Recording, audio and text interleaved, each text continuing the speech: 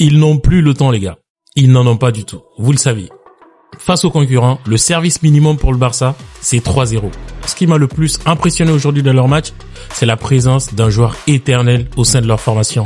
Il est ad vita aeternam, tout simplement. Respectez cet homme, les gars. Appelez-le Sa Majesté Robert Lewandowski. Mais dis-nous, monsieur, comment tu fais pour être si éternel? Comment tu fais pour être si efficace? Comment tu fais pour savoir si bien te placer au niveau du front de l'attaque du Barça? Qu'est-ce qu'il est bon? Qu'est-ce qu'il est insaisissable? Qu'est-ce qu'il a la capacité de bouger, d'amener les défenseurs avec lui? Est-ce que vous vous rendez compte de la performance qu'il a réalisée, les gars, aujourd'hui? 4-1 pour le Barça et 2 de Lewandowski, les gars. À 36 ans, il lutte avec les gamins de 25, 24 ans et encore, il est le meilleur de tous ces gamins-là. Il est le meilleur. Il est au sommet du classement des Pichichi de la Liga. Regardons ce premier but acrobatique qui nous sort de la surface de Girona. Un but auquel personne ne s'attendait. Il y avait un petit cafouillage. Et Robert Lewandowski nous prouve par ce but que la technique seule ne suffit pas. Il faut de l'abnégation, il faut du sacrifice de soi, il faut du don de soi. Et ça manque à beaucoup de jeunes attaquants aujourd'hui. Ils se limitent tout simplement à leur qualité technique. Robert Lewandowski, il vient renverser la table. C'est pas pour rien qu'il est meilleur. Et le deuxième but, les gars. Ce contre parfaitement mené par De Jong et Lewandowski qui fait un sens de déplacement incroyable. Il sait comment se placer, il forme le triangle, il fait un crochet intérieur, extérieur du pied. Et c'est un feu. C'est tout simplement magique. Sa force, c'est dans la finition des actions. Et récemment, dans les précédentes vidéos, il y a des attaquants que je critiquais parce qu'ils savent pas finir les actions. Un attaquant doit être un tueur. Et Lewandowski en est une illustration parfaite. 4-1 pour le Barça. On va attaquer ce débrief. Belle victoire. On en parle tout de suite. C'est parti. Alors, au compte de la 29e journée de la Liga, le Barça avait une petite pression. Il devait justement reprendre la distance avec le Real parce que le Real, hier, a recollé un peu au niveau du tableau d'affichage. Et le Barça se déplaçait à Girona aujourd'hui. Un match qui commençait de manière difficile avec une compo sans Rafinha, il faut le préciser. Rafinha qui revient de 2 matchs très compliqués de l'Amérique du Sud. Du coup, Flick a décidé de le reposer. Le Barça a commencé tranquillement. J'ai vu un match, une première mi-temps très compliqué pour le Barça. Compliqué pas dans le sens forcément de la possession du ballon parce que le Barça, dans un premier temps, ça va être d'ailleurs le premier point de ce débrief. Le Barça, cette première mi-temps, le Barça a montré une phase que j'aime souvent voir de cette équipe, c'est le côté équipe, le côté collectif de cette formation. C'est une formation qui ne se perd pas du tout à partir dans des individualités qui ne servent à rien. En tout cas, aujourd'hui, dans le match de Girona, ils l'ont pas montré. Ils sont restés très collectifs, ils ont montré un jeu très chatoyant, un jeu très attirant, très attractif dans le sens où il y avait tout le monde justement qui était connectés les uns aux autres, une belle relation entre tous les attaquants, Lewandowski qui s'entendait bien avec Lamine Yamal qui nous fait des talonnades pour Koundé. Franchement, c'était un bel esprit collectif et ça c'était très intéressant face à Girona, un Girona qui a montré aussi une belle solidité défensive dans la première mi-temps. J'ai bien aimé le match de Girona déjà sur toute la rencontre, surtout sur les 60 premières minutes, ils ont montré une belle solidité, ils ont montré qu'ils étaient là, qu'ils ne laissaient pas forcément beaucoup d'espace au Barça. Ce Barça-là est resté quand même collectif, ils ont continué justement à travailler à l'usure, ils ont continué à élaborer leur jeu, à répéter les passes. C'est ce qui manque un peu dans certains clubs, contrairement au Real qu'on a vu hier, un match qui était légèrement ennuyant, mais le Barça aujourd'hui nous ont montré quoi? Un football attractif, comme je l'ai dit, un football plaisir, et ça c'était très très intéressant dans le jeu d'aujourd'hui. Dans un deuxième temps, ils ont donc fait au niveau du tableau d'affichage une première mi-temps compliquée. Sur un coup franc, Lamine Yamal a débloqué la situation. Sur un contre un peu cafouillé dans la surface de Girona, ils ont ouvert le score. Ils sont entrés au vestiaire avec un but à 0 au retour. Girona s'est réveillé avec un parfait but de Danjuma qui a été aussi très clinique sur cette occasion. Mais le Barça, il faut pas leur faire ça, les gars.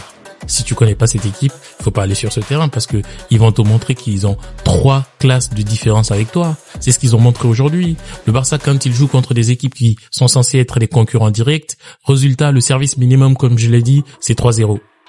Et c'est ce qu'ils ont fait. Parce que les Girondins n'ont pas compris. Ils sont allés éveiller la colère du Barça.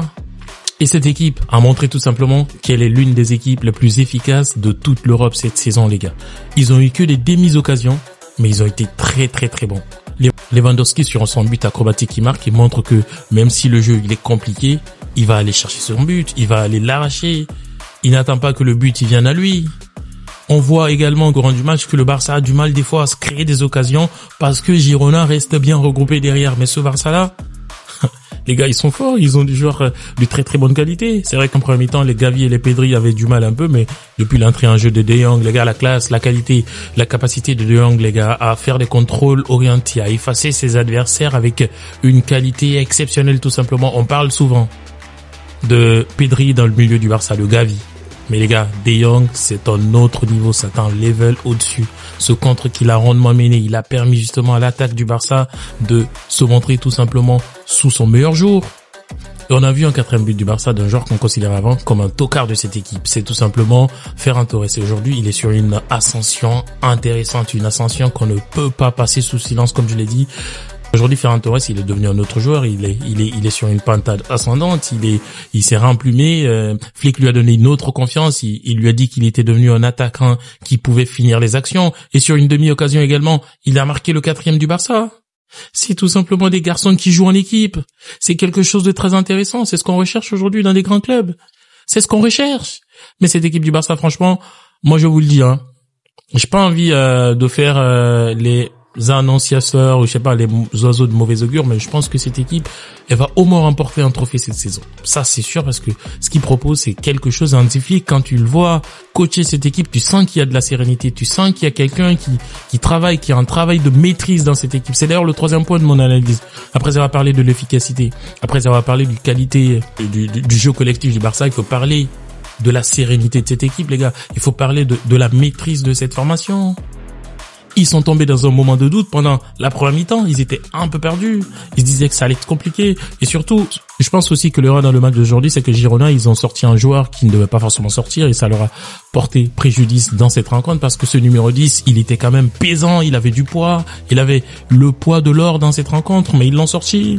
Et l'entraîneur, je sais pas ce qu'il voulait faire. Bref, je ne suis pas le coach de Girona, mais je pense que le Barça quand même n'a pas gagné parce que le 10, il est sorti. Il a gagné tout simplement parce que ils ont une certaine maîtrise qu'ils ont élaborée depuis le début de la saison. Aujourd'hui, ils continuent à porter, à récolter les fruits de ces victoires-là. Ça, c'est quelque chose de très intéressant.